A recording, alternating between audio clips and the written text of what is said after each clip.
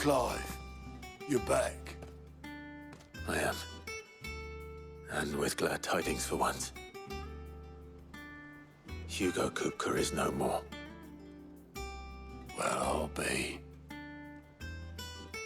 All of our comrades who lost their lives back at Sid's place be smiling down at you right now. We had a stolus from Lubor saying Drake's fang had fallen. I expect that was your doing as well, was it? It's a long story. One for the history books, I'll bet. Welcome home, Clive. It's good to be back. You look better. I feel it. Which means I'm coming on your next little adventure. You're not leaving me behind again. Wouldn't dream of it. Otto, any word on the Royalist movements since I've been away? Shouldn't you be putting your feet up? If you really want to know, go and have a word with Vivian. Thank you. I will.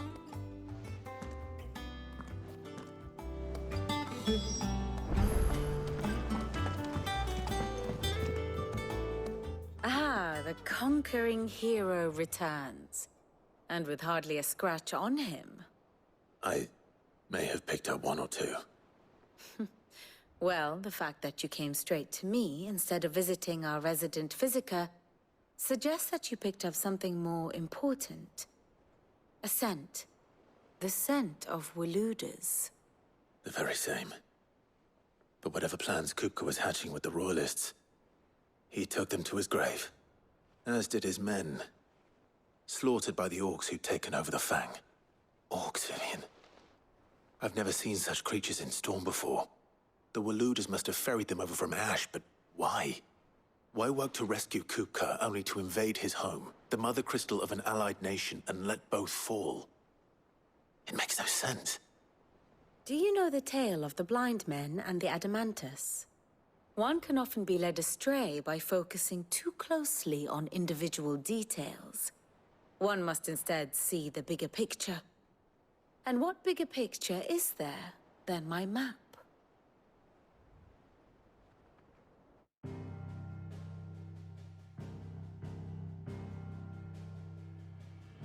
The Kingdom of Waloed claims dominion over all of Ash. It is a nation forged by the bloody conquest of Barnabas Tharm, the dominant of Odin. The Canvarian War of Independence in 849. The Battle of the Twin Realms in 865. The Battle of Belinus Tor in 873. Wheresoever his armies fought, Odin was found where the fighting was fiercest. But of late, the warrior king appears to have laid his sword to rest. Battle rages for control of the crystalline dominion. Yet Tharm sends not a single ship in support of his Dhalmekian allies.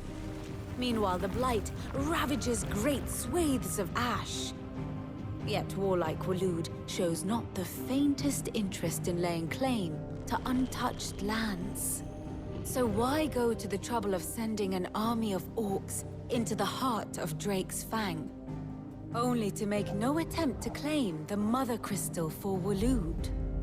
It can hardly be for lack of men. Tharm's armies rival any in the Twins. No.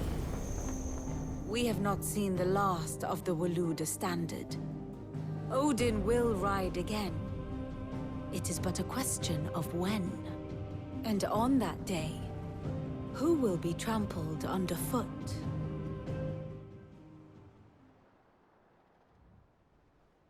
In summary, I know not to what end the Royalists betrayed Kupka. I know only that it is part of some broader scheme. A scheme tied to the ambitions of one man. King Barnabas. But there is no need to wallow in confusion. If one is to cure a sickness, one must first identify the symptoms. And your Lord Uncle has volunteered to do just that by keeping an eye on the Royalists' movements. He's really throwing himself into this. Indeed he is. Which means all that remains for us to do is await his reports.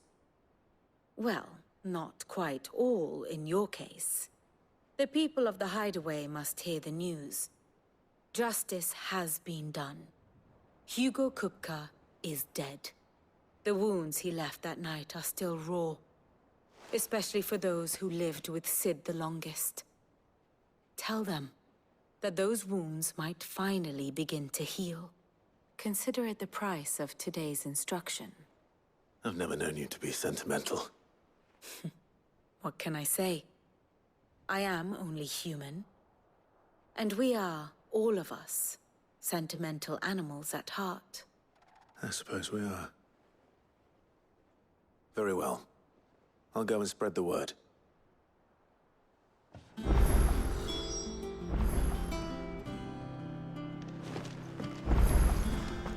We're seeing troops amassing.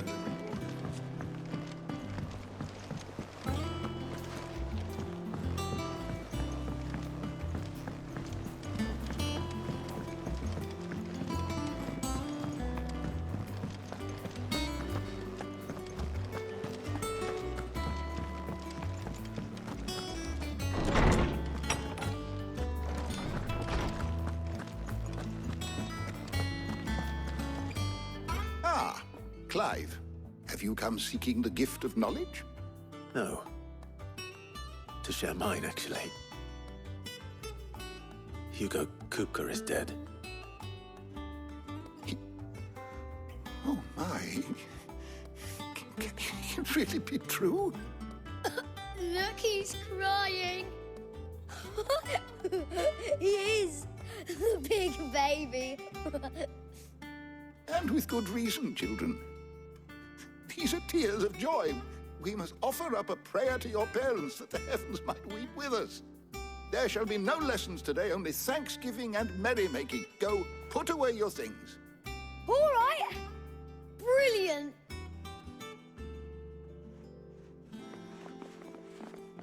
Finally, a new dawn has broken. It has. Thank you, Clive. I cannot wait to share the good news. Hippocrates. After Kupka fell, Ultima came to me.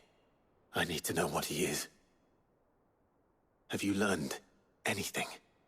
Alas, no. And not for want of trying. I have scoured nigh every historical tome in our collection and found nothing. Not even the sort of conspicuous absence that might suggest a concealment of fact. One is almost tempted to conclude that such a creature never existed. But I saw him. With my own eyes. I don't doubt that you did. Alas, it seems you are the only one who has. To others, he reveals naught. We see only that which he leaves in his wake, like some terrible force of nature beyond the ken of mortal man. A bringer of death. Whether the Ultima you met with was the being itself, or merely another projection of its power, I know not. But until I do, my investigations shall continue. Thank you. It means a lot.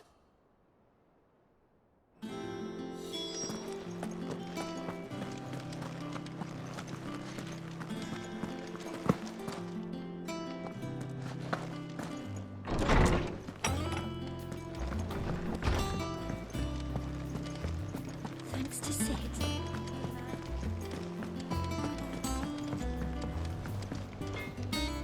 Blackthorn, do you have a moment? What is it? I'm busy. I wanted to tell you that Hugo Kupka is dead.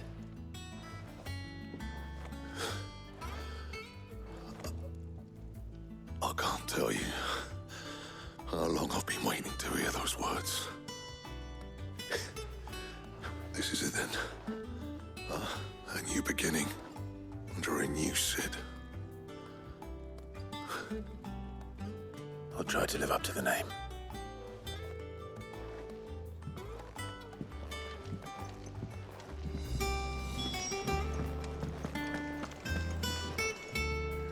Well, Someone looks pleased with himself.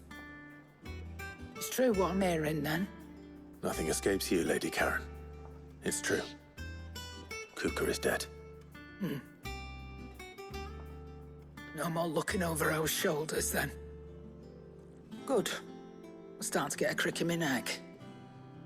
Don't let it go to your head, though. Right. Let's see if Otto has anything else for me.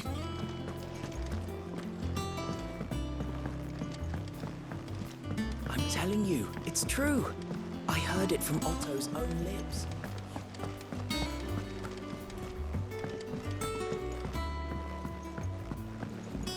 We're seeing troops amassing at every border crossing.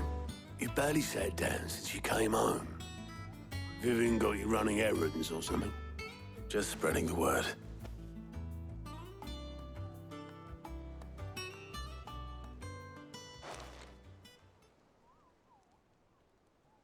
So, the Professor's got a soft side, has she?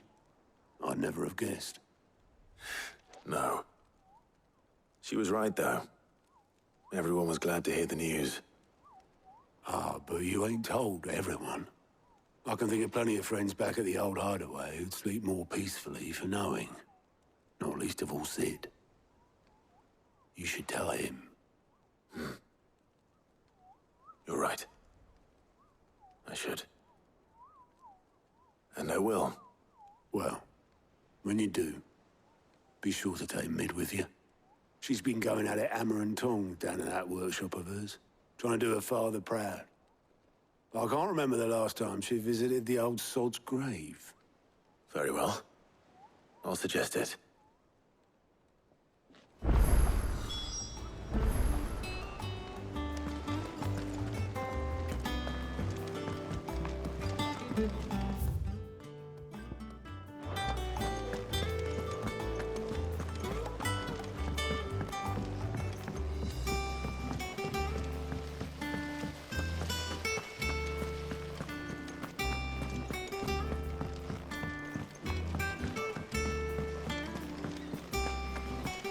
Editors started reading books that don't have any pictures in.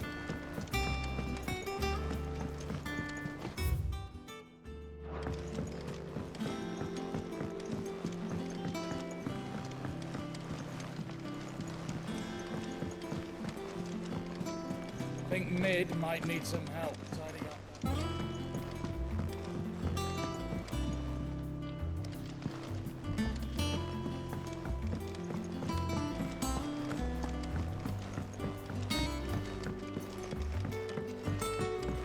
If I don't come up with something soon.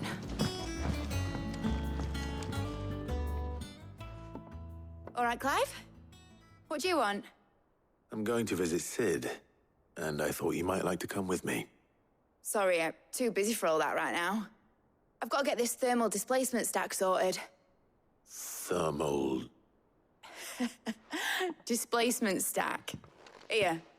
And this is for... Only the fastest, finest ship the world has ever seen. The Enterprise. Me and my dad designed it together. Where other vessels rely on the fickle winds to drive them through the water, ours is fitted with mithril engines. And those things have got more push than a behemoth in a bad mood, and more heat than all the hells put together. Which is where the stack comes in. I may have already talked some tight-lipped shipwrights into putting the hull together for me in a little dockyard in Canva. But the stack's a bit more involved, so I'm building it here. The thing is, it's so involved that I'm running behind and it's starting to hold things up over at the shipyard. I'll come and see my dad, though, when I'm done. Whenever that is. Is there anything I can do to help? Good old Clive. I were hoping you'd say that. First things first, I need some parts making. The stack will be made up of 3 major components. There's the plating, here, that channels hot vapors away from the engine. The helm over the top, that disperses all that heat into the air. And the shielding around the sides. That stops the rest of the ship from going up in flames. A full suit of armor, then? Probably best to take it one piece at a time. Then you'll need to start with the plating. Everything else fits onto it. I've got the designs and the list of materials here. Show these to Blackthorn. He'll know what to do. I can't make head nor tail of them. Luckily, you don't need to.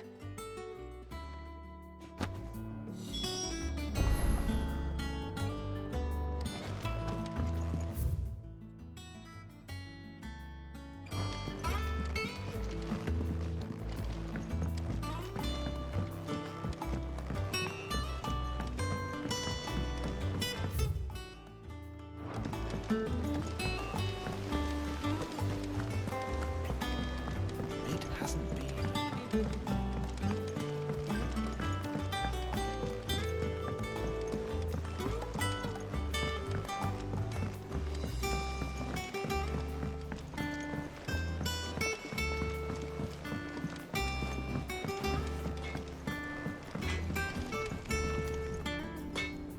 Blackthorn, can I ask a favor? Out with it. It's for Mid. This my last chance to say I'm otherwise engaged. I'd spare myself the arseache. Go on then. What is it this time? She said you would know. Here.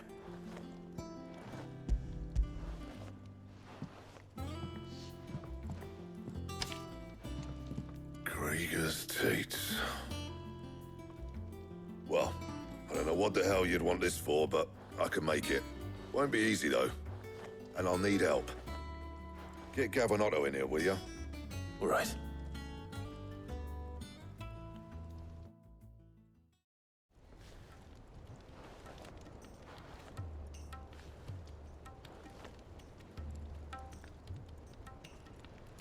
So Mid's roped us all in here again, has she? Typical. Still, if that's what it takes to get her to visit Sid's grave, I'll do what I can. And, what is it we need to do, exactly? Take a look at this. It's this plating. The usual sword grade steel won't work. We need something that can get very hot, very fast, and still keep its shape. That means an alloy. Something that won't break or buckle at the temperatures she's talking about. Which is where you lot come in. I need materials, and I've got my work cut out already. You'll have to fetch them. Now, there's a special kind of sand I'm after that you can only find out in the Valcroy. Stardust, they call it. As for the rest of the stuff, my usual supply should have it in stock. It just needs buying and bringing back here. Well, we'll get it done quicker if we split up. One of us should probably give you an hand coating the sand. And the other can go and get the rest from this supplier. Right then. Well, make your minds up who's going where, we can get this over with.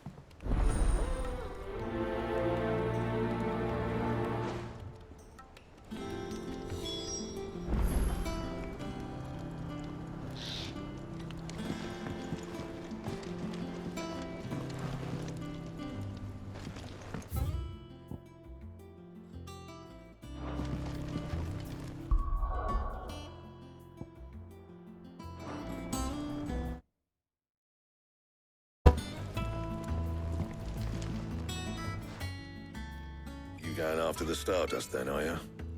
Which one of these two lucky souls is going with you?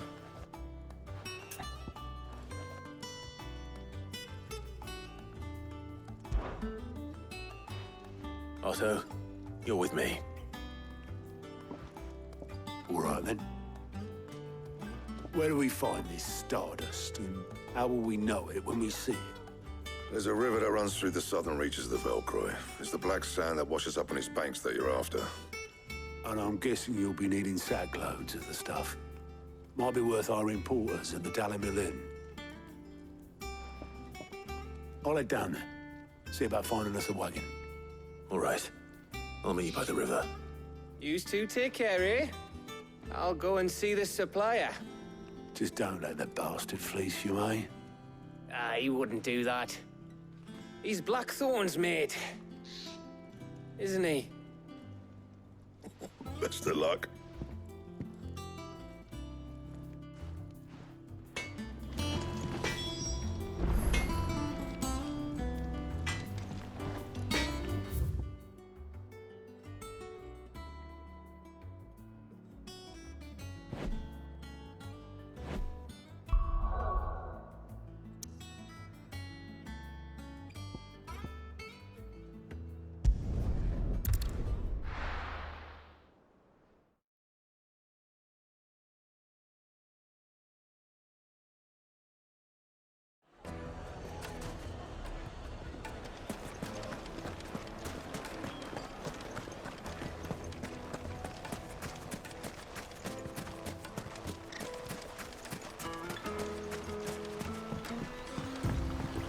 Looks like I found the river.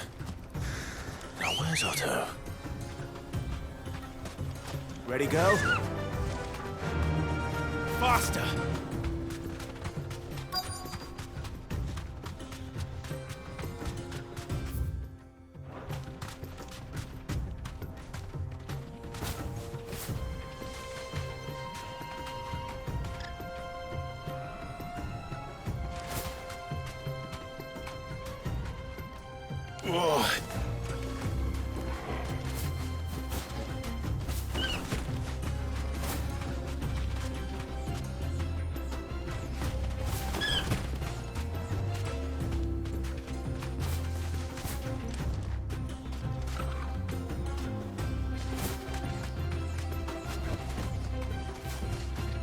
Be safe.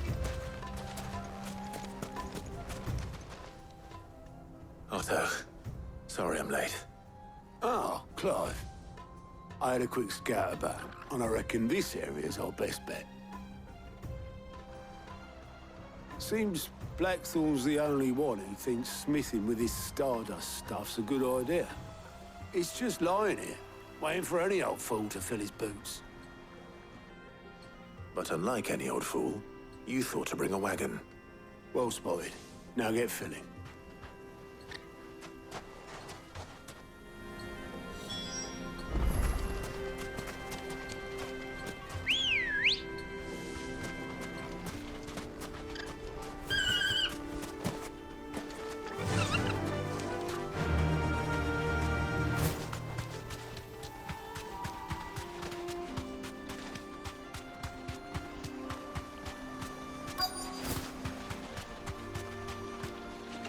Straight home now.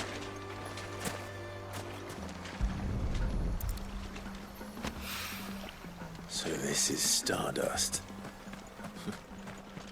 It just looks like black sand to me.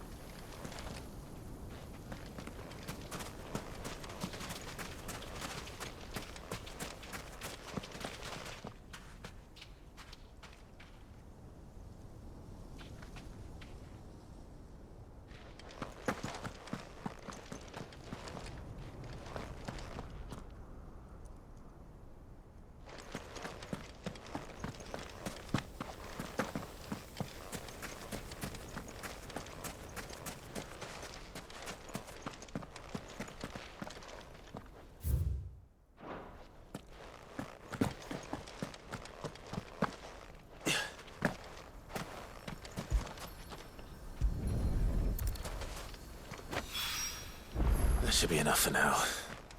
Let's see how Otto's getting on.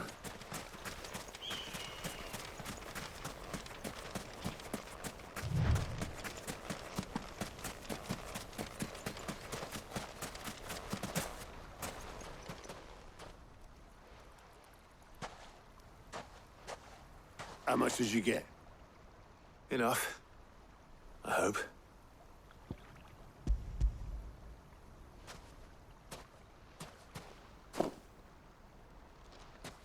More than me.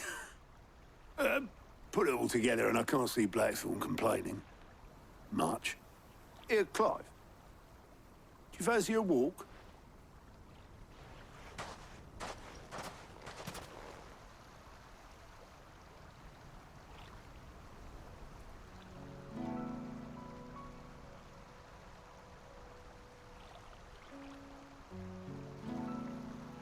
Sid would be proud. Of what? Of you, you idiot. The way you've carried on what he started. When we first met, I had you down as a spoilt little puppy who enjoyed nothing more than biting the hand that fed you. But 5 years on, you're the one doing the feeding. So thanks for proving me wrong. You weren't wrong. But I changed. Thanks to Sid. And thanks to you. When I suggested taking on his name, you were the first to back me. And if you hadn't, no one else would have. I couldn't have done any of this without you, Otto. Don't give over. You're making me blush. All I did was choose hope over despair. I gave you a chance, yes, but you're the one who took it. You took a rabble of homeless, hopeless outcasts and put them back on their feet. Gave them something worth fighting for, just like the old Sid did.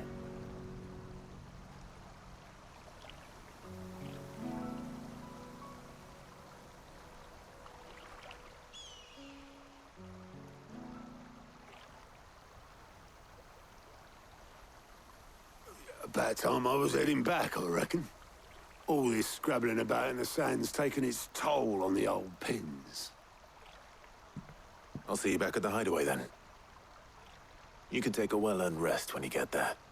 Oh, I plan to. Believe you me. But I'll make sure Blackthorn gets his precious black sand before I put my feet up. He'll only moan otherwise.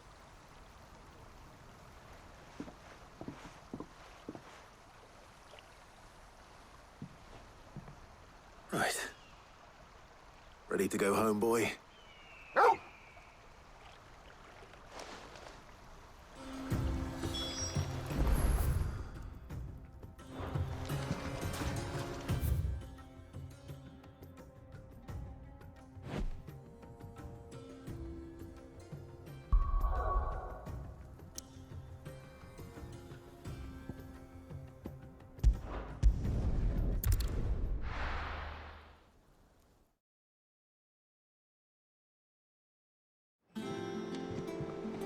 Let's hope this is all Blackthorn needs.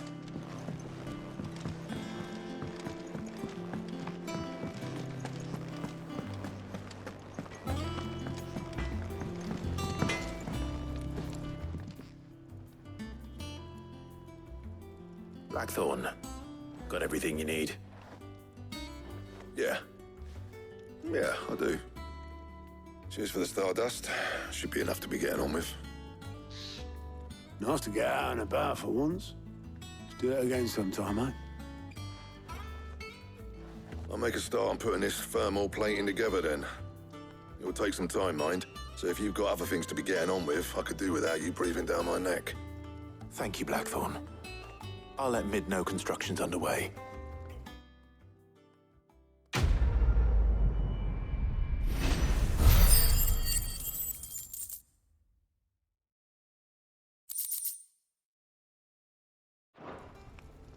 Suppose we'd better be getting back to work too. Give us a shout if you need anything.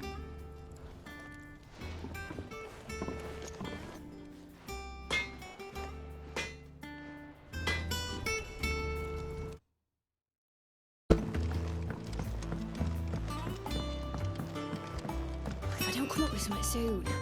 You'll be pleased to hear that Blackthorn's started work on the plating. Excellent. 1 down, 2 to go.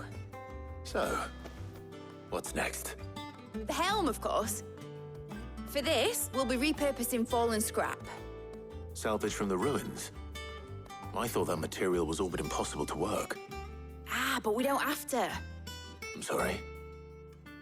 Just so happens there's one particular ruin that's broken into exactly the right shape and size pieces for what we need. What's the name back there? I'll give you all the details. What's her name? Right.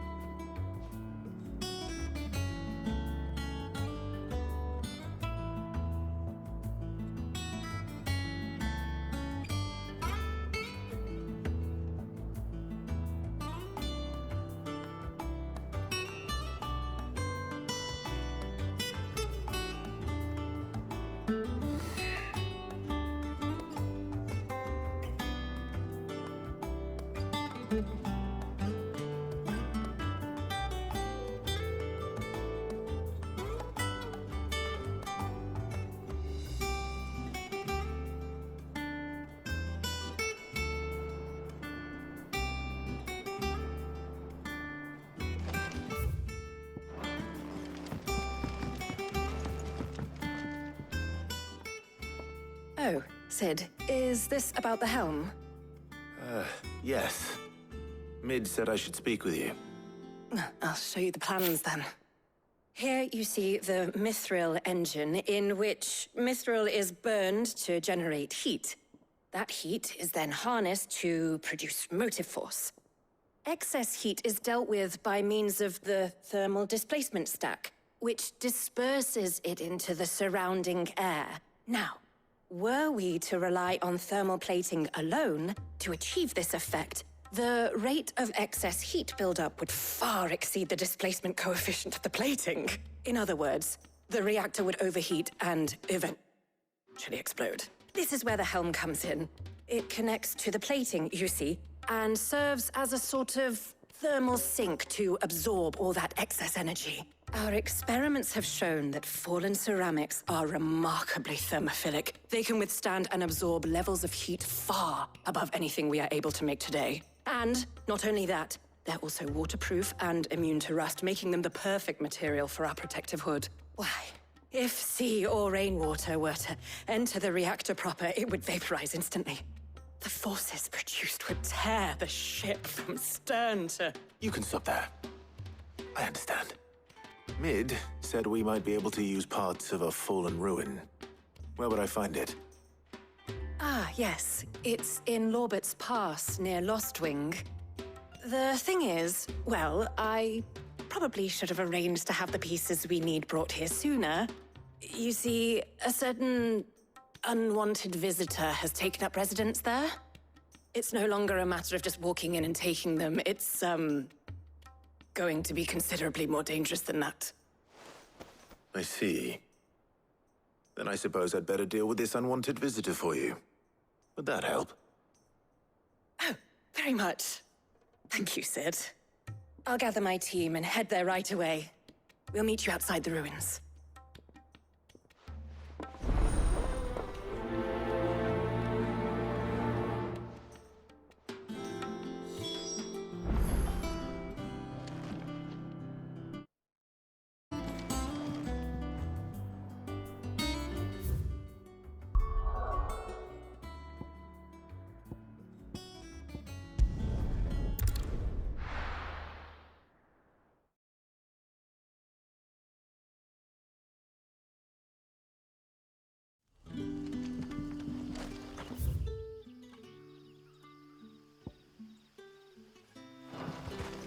Good day to you.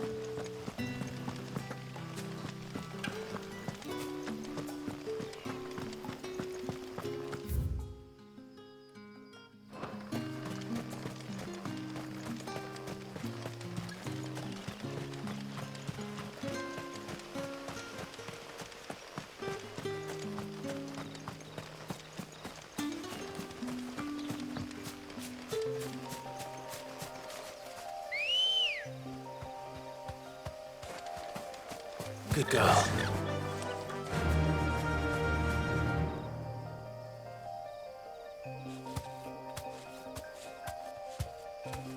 Run like the wind.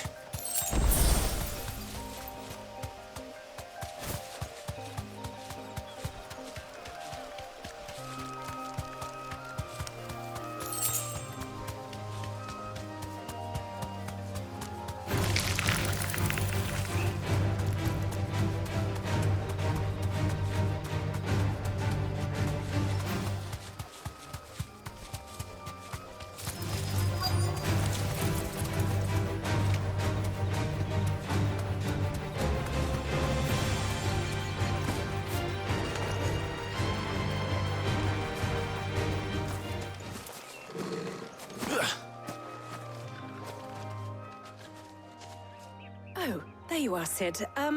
Thanks so much for coming. The, ruins are just over there, as is the creature I told you about, I'd imagine. Would you mind? Of course. I'll be right back.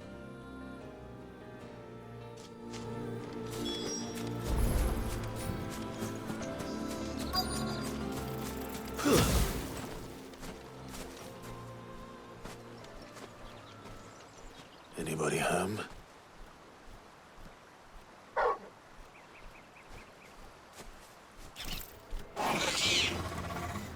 This must be our unwanted visitor. Time to go.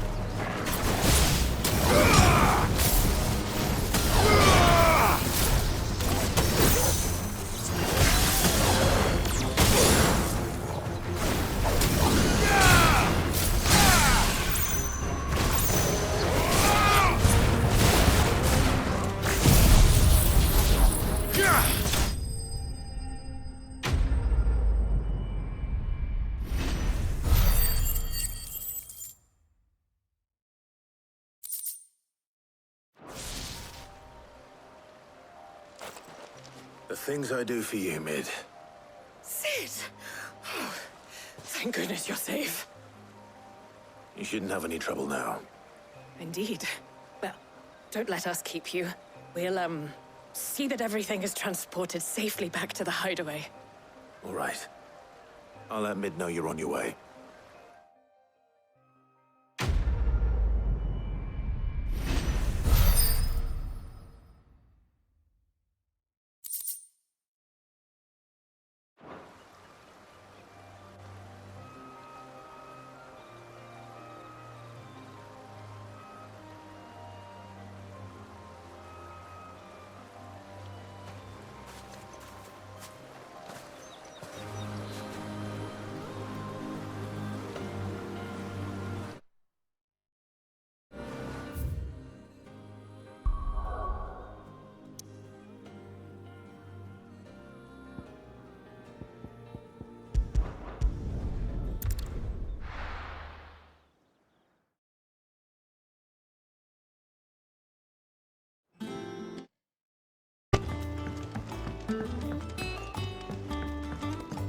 come up with something soon.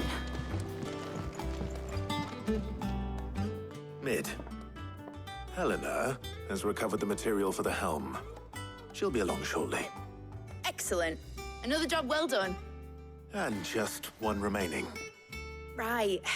Right, the shielding. This one's a bit of a bugger. How so? The plating's enough to stop the engines going pop, but those things will still be spitting out enough fire to set the rest of the ship ablaze. Which is why you need proper shielding. A prism for the dragon's breath that's blazing away inside. I thought a triple thick layer of tempered steel might do it. Or more of the stuff that the Fallen use, but they'd both be too heavy. The helm and the plating are bulky enough as it is. Add any more weight and the whole ship would be at the bottom of the briny before we'd even started. I need something light. But I've racked my brains and I just can't think what would do it. Well, if I were in need of obscure knowledge, I know whose counsel I would seek. Hippocrates. Tomes? Yeah, well, I'd thought of that, obviously. I've got all the details written down here. Can you take this to him, see what he makes of it?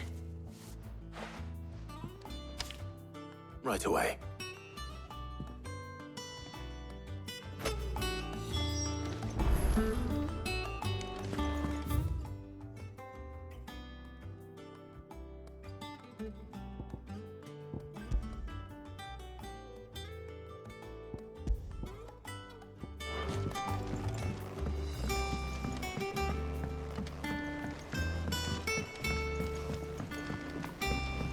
Editors started reading books that don't have any pictures in.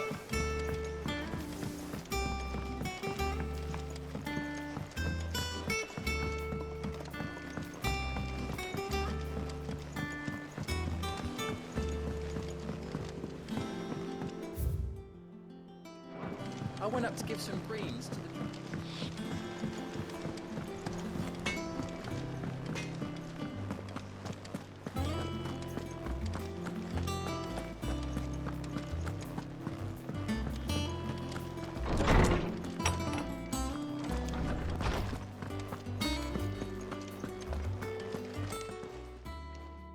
Hippocrates, do you have the moment? For you, Clive, always. Well, actually, it's for Mid this time. Could you take a look at this?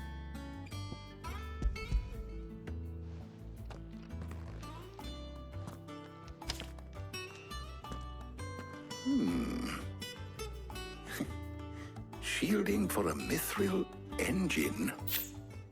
Whatever will that girl think of next? And what are these notes around the edges? She has some specific requirements for the materials. The shielding needs to be able to resist extreme heat on the inside, and yet remain cool enough on the outside not to set the ship alight, while also being light enough not to sink it. As you can imagine, she's struggling to find anything that meets her needs. I see. I wondered if you might know of a solution, or if you might be able to search the records for one. Perhaps it is not a different material she requires, but a different approach. What do you mean? Consider the lake we have made our home. Its blighted waters eat away far more quickly than fresh water or even brine, at timber and steel alike. And yet, we have made a home here from those very materials nonetheless. We have. But Bardolph must varnish every board twice over to keep it from rotting. And Obelisk complains that without a constant supply of... pitch. I see. Early Gregorian histories speak of a preparation known as moon dew. It is said to be able to resist even the most ferocious flames. Before the dragoons tamed the worms and wyverns of the realm, nobles would daub their castle walls with it in order to guard against dragon fire. So if we could recreate it...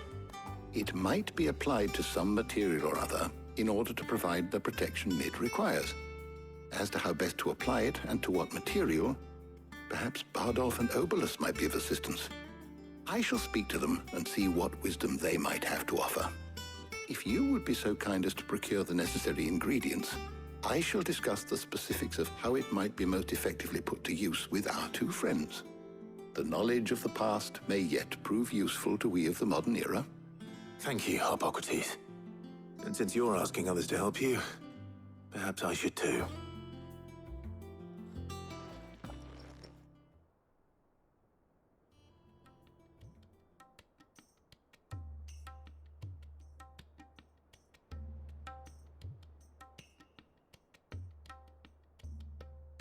So you need a hand, do you? We do. I'll be heading to market for the ingredients we need. I could do with some help. And some company, too. The other can assist me in researching how best to prepare the shielding itself. Can we count on your aid? Always. Well, if Jill's game. Thank you. I am sure either of these fine young minds would prove indispensable in my research. I leave the decision as to who will go with whom in your capable hands, Clive.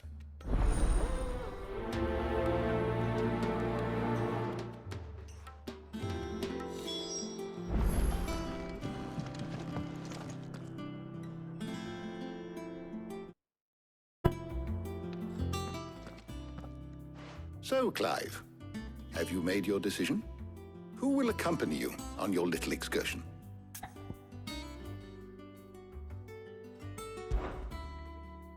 Very well. So then, what do we need to find? I have taken the liberty of preparing a list. Here. White chocobo eggs. Pepio nuts. Are you sure this list is right? Everything on here seems very edible. I would have thought the ingredients would be a little more exotic. Though these items may seem mundane, they have potent effects that are rarely exploited, effects for which they were once highly prized. So much so, in fact, that they were harvested almost to extinction, hence moon dews having fallen from favor. Now, of course, they can be obtained with ease. You should be able to find everything you need at the market in Northreach. Is that so? I've been meaning to visit Northreach anyway. I'll set out now. Join me there when you're ready. I will. Until then. You two enjoy yourselves. You too, Talia.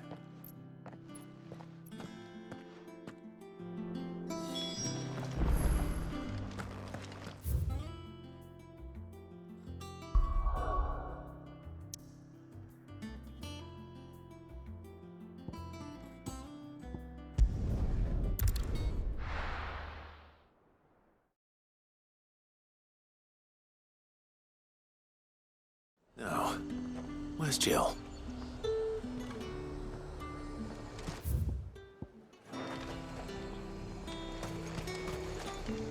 Keep them pilchers nice and chilled.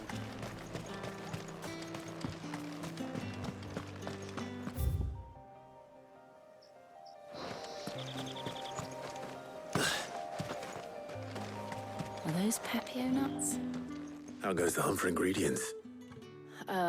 I've only just started. I'm sure everything we need is somewhere amongst all these stalls, though. Why don't we split up and see? We'll take a couple of ingredients each. All right. What am I looking for? How about you look for the Pepio nuts and some garlic? I'll find the other things we need. We can meet by the gate when we're finished.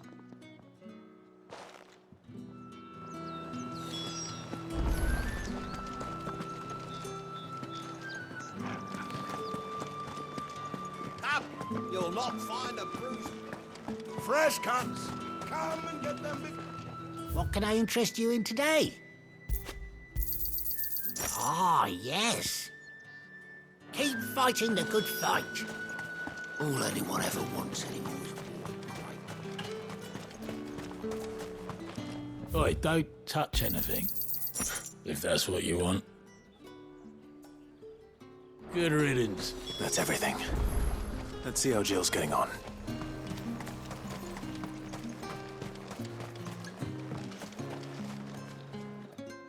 Did you find everything? I did. Here.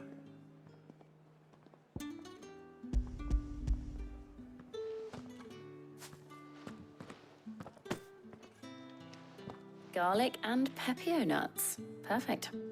Now, all that remains is for Hippocrates to somehow turn all this into what Mid needs to keep her engine cool.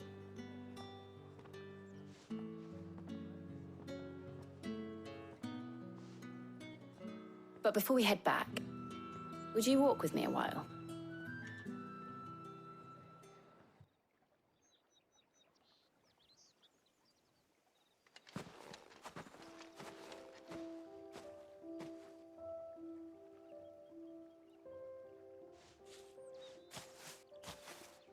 Thank you for asking me to help you today. It makes a nice change. It does. It's good to get away from all the battle and bloodshed for once. Just being here reminds me of when we were children. Do you remember? Walking down Market Street in Rosalith, taking in the sights and smells. How could I forget? What with Torgal's antics. Remember how his nose would prick up at the scent of sausages? He'd go racing away and we'd have to go running after him. We wouldn't catch you now, would we, boy? Was there anything you wanted to buy for yourself while we're here? There was, yes. Well, sort of. Molly in the kitchens told me about a place that sells particularly good pies. Thought you might like to share one with me. I would. Thank you. And I saw some bread.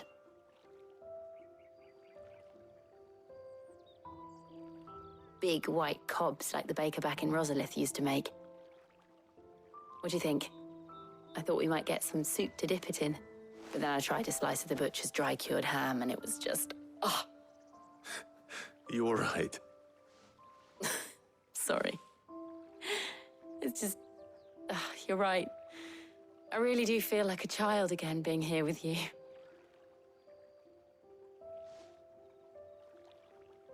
Clive. Is it wrong of me to enjoy this? No, Jill.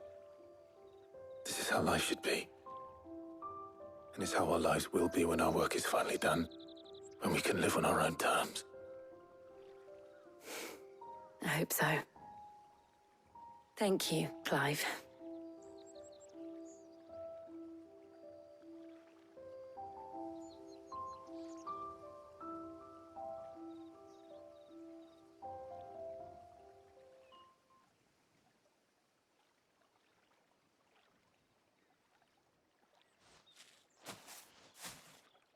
Well, I suppose we better be getting back. I need to give these ingredients to Harpocrates and Talia. I'll see you at the hideaway. Take care.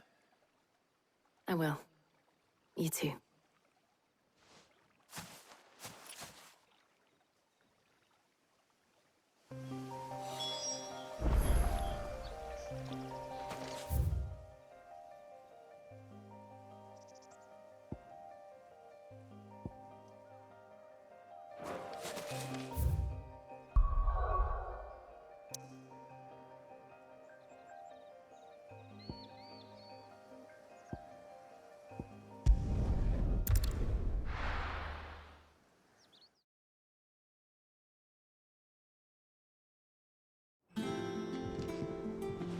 I wonder how Harpocrates is getting on with the moon dew.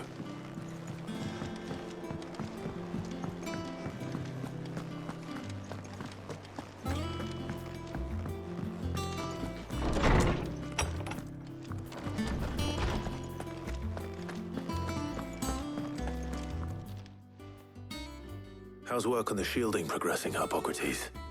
Well, very well indeed. And thanks in no small part to your kind assistance. I was just explaining to Talia how we might best go about preparing the moon dew. And now that we have all the ingredients, we may begin. You can count on me. I've mixed more than a few mysterious concoctions in my time. I'm sure you have. What about the shielding itself? Work is underway, under the watchful eyes of Bardolph and Obolus. Apparently, it'll be ready soon. Thank you. All of you. Right then. Jill, would you join me in the infirmary? Many hands make light work and all that. Of course.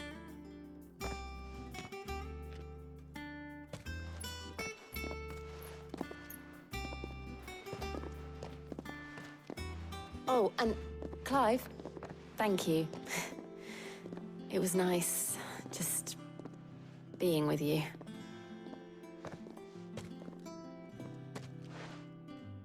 it appears our work here is almost at an end. A shame. I was enjoying playing the man of action for once. When both the shielding and the moondew are ready, it will merely be a matter of applying the one to the other. Followed by a rigorous process of testing and retesting, of course. Perhaps someone ought to warn young Mid of that. Leave it to me. Thank you, Hippocrates.